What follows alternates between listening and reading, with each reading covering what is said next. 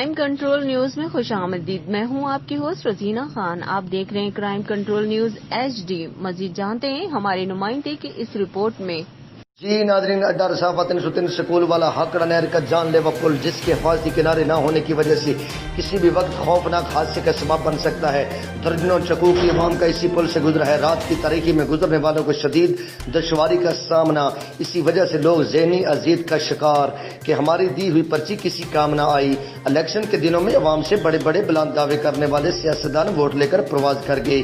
کسی بھی سیاستدان کو خیال نہ آیا. اقتدار کی کرسی پر مست حکمرانوں نے مروڑ کے عوام سے ووٹ تو وصول کر لیے مگر علاقہ مروڑ کے کام ادھورے رہ گئے. مقامی لوگوں نے اعلی حکام اسسٹنٹ کمشنر کوٹ عباس احمد سلیم چشتی صاحب اور ڈی سی بھاون نگر سے مطالبہ کیا ہے کہ علاقہ مروڑ کے ترقیاتی کام کروائے جائیں. کیمرہ مین کے ساتھ محمد جمیل قادری، انچارج نمائندگان crime control Urdu news HD. اپنی ہوسٹ روزینہ خان کو دیجیے اجازت. مزید خبروں اور اپڈیٹ کے لیے دیکھتے رہیں crime control Urdu news HD. اللہ حافظ.